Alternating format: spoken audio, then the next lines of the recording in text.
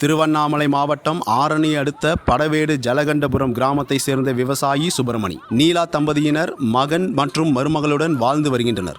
மேலும் அதே கிராமத்தை சேர்ந்த விவசாயி சுப்பிரமணி, அவரது உறவினர் பலராமன் ஆகியோர் இவர்கள் இருவருக்கும் ஒரே இடத்தில் விவசாய நிலம் உள்ளது. நிலத்திற்கு செல்ல இரு தரப்பினருக்கும் பொது வழி பயன்படுத்தி வந்துள்ளனர். இதன் காரணமாக இரு தரப்பினருக்கிடையே முன்விரோதம் இருந்து வந்தது.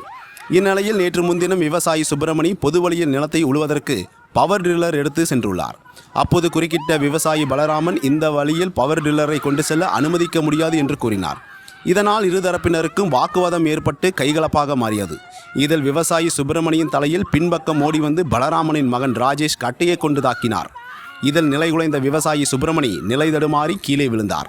இதனை தடுக்க முயன்ற விவசாயி சுப்பிரமணி மனைவி நீலாவையும் அவர் கடுமையாக தாக்கிய வீடியோ தற்போது வெளியாகி பரபரப்பு ஏற்பட்டுள்ளது. தகராறில் படுகாயமடைந்த விவசாயி சுப்பிரமணிக்கு ஆரணி அரசு மருத்துவமனையில் முதலுதவி அளிக்கப்பட்டு பின்னர் மேல் சிகிச்சைக்கு வேலூர் அரசு மருத்துவக் கல்லூரி மருத்துவமனைக்கு அனுப்பி வைத்தனர்.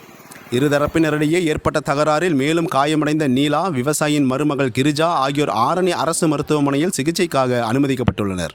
இச்சம்பவம் குறித்து விவசாயி சுப்பிரமணி மற்றும் எதிர்த்தரப்பை சேர்ந்த பலராமன் ஆகியோர் கொடுத்த புகாரின் பேரில் சந்தவாசல் போலீசார் வழக்கு பதிவு செய்து விசாரணை மேற்கொண்டு வருகின்றனர்.